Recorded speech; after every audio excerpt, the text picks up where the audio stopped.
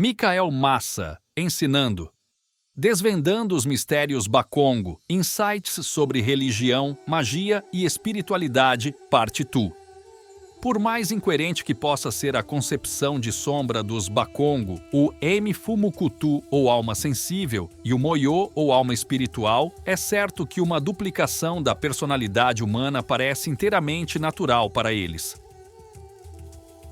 Esta duplicação ou divisão é possível graças à partida da alma sensível. Substância misteriosa, esta alma pode ir e vir, constituindo talvez um elemento nocivo, Kimakimbi Kumindi, conforme descrito por um antigo chefe. Às vezes, uma pessoa pode, em sonho, seguir suas peregrinações. Na maioria das vezes, porém, eles não perceberão nada disso. O Mfumukutu pode devorar pessoas à noite como um feiticeiro comum, sem que ninguém perceba pela manhã. Isso justifica o seguinte ditado: se seu pai ou sua mãe são feiticeiros, você sabe disso? Talvez eles próprios nem saibam. Um antigo Eniganga a quem questionei sobre bruxaria, Kindoki, me deu a seguinte explicação: os feiticeiros são homens maus dotados de um Mfumukutu malévolo no corpo de uma pessoa e matá-la. Enquanto esse drama infernal se desenrola, seu corpo humano permanece na cabana. Ninguém pode suspeitar que esses adormecidos pacíficos sejam feiticeiros nocivos que se alimentam de sangue. O que acontece com os vários elementos mencionados acima, corpo, alma espiritual, alma sensível, após a morte de uma pessoa? E antes de mais nada, como explicam os Bakongo esta trágica metamorfose? De 3 formas. Ou a morte vem de Nzambi que a causou, ou por acidente, ou simplesmente pela velhice e esgotamento das forças. Ou é causada pelo homem, que ora o faz por veneno, ora por ferimento grave. Também pode ser provocado por manobras de feitiçaria ou kindoki. Segundo os Bakongo, esta última modalidade é a mais frequente e nada mais é do que o que chamamos de doença. Os espíritos fetichistas podem capturar uma pessoa espontaneamente ou porque o nikizi, ou fetiche, foi ativado contra ela pelo feiticeiro, inimigo, ladrão ou feiticeiro. Eles sempre o atacarão com alguma doença, cada um de acordo com sua virtude. Estas doenças geralmente não podem ser curadas, exceto pelo inganga ou fetichista que tem em sua posse o nikizi autor do mal. Indoki, feiticeiros e portadores de feitiços malignos podem, por meio de manobras secretas de feitiçaria, como no caso mencionado acima, transformar-se em animais minúsculos, penetrar no coração de sua vítima e sugar seu sangue.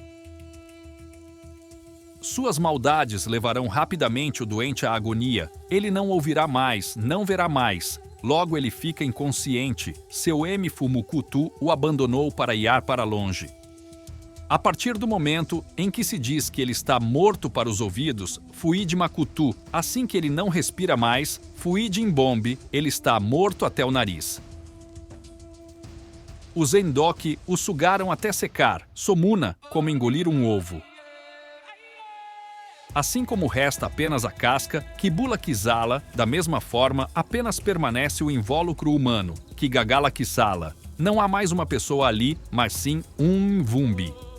Este termo não pode ser traduzido estritamente como cadáver, pois para o Mukongo, a alma, Moyo, não sai do corpo enquanto o sangue corre nos vasos. O Mvumbi será, portanto, seco pelo fumo, e quando os enlutados que guardam constantemente o falecido perceberem que o líquido que escapa do corpo adquiriu uma tonalidade amarelada esbranquiçada, tendo todo o sangue desaparecido e a alma tendo saído do corpo, então, finalmente, Muntu, Fuidikala, o homem será declarado morto.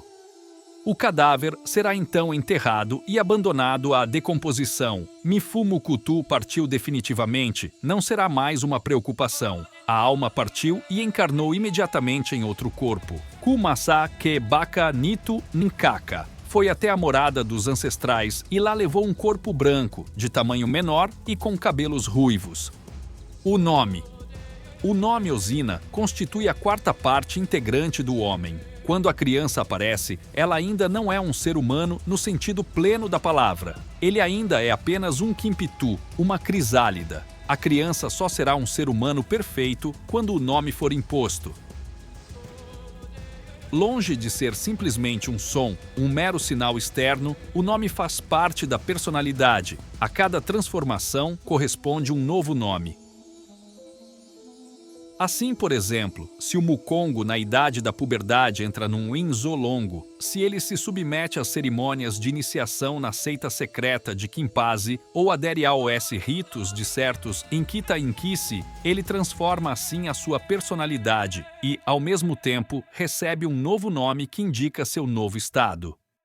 O próprio fetiche, Enikizi, deve possuir nome próprio para ser completo e autêntico. O Enganga, ou fetichista, lembra-lhe isso ao colocá-lo em ação, provando-lhe que nenhuma das prescrições indispensáveis foi omitida. Ele aborda: Ngei, Muntu e Exina, você homem que possui o seu nome. Nome e modo de ser estão intimamente ligados. Se alguém quiser amaldiçoar alguém, Siba, para que a força mágica das palavras e ritos imprecatórios penetre na própria essência do inimigo, é preciso saber o seu nome. Assim, é com relutância e contra a sua vontade que o indígena interrogado por um estranho revelará o seu verdadeiro nome, o do clã, ou mesmo o de seus pais e amigos. Ele teme que seja mal utilizado. O nome parece estar intimamente relacionado com a alma espiritual, assim como a sombra está com a alma sensível. Em qualquer caso, Zinaka Difuako Le110111 não morre e nisso se assemelha à alma ou Moyo. Os velhos indígenas evitarão pronunciar o nome de quem causa alguma ferida sangrando.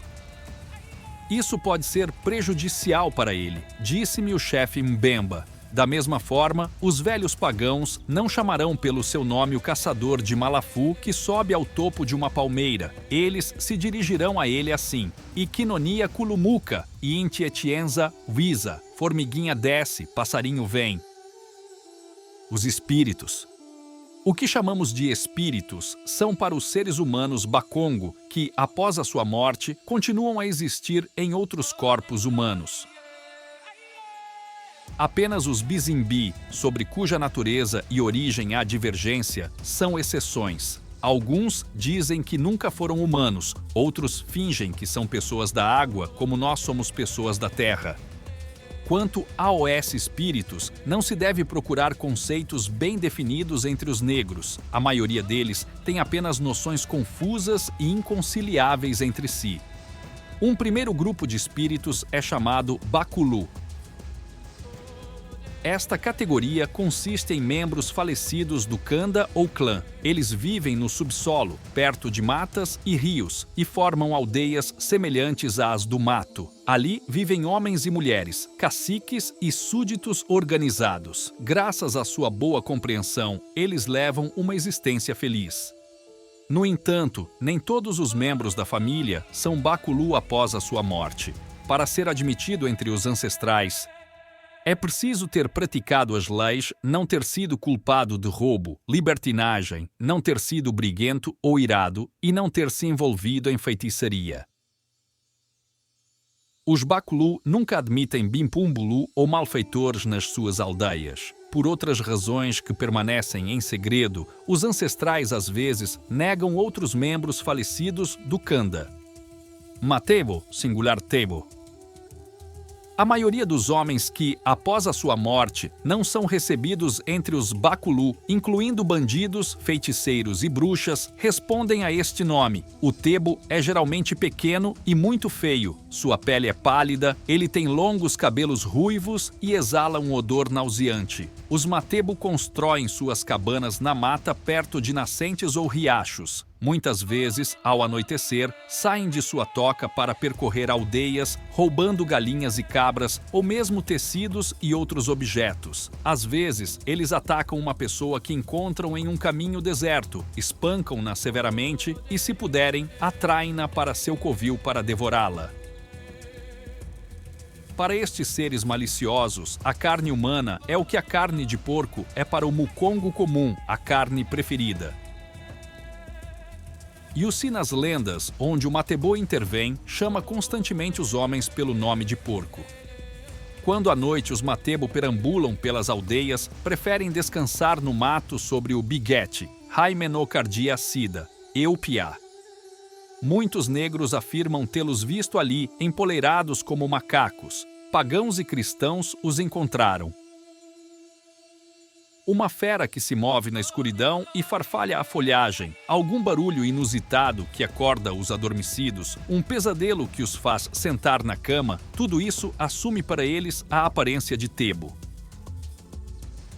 As descrições dadas pelos supostos videntes correspondem bem aos traços acima delineados, exceto pela tonalidade às vezes negra das aparições, tão negra quanto o breu, o que pode ser explicado pela escuridão.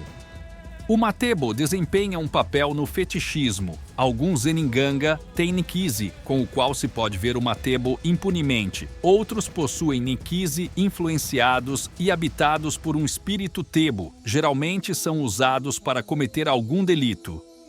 O Inikita ou Bankita.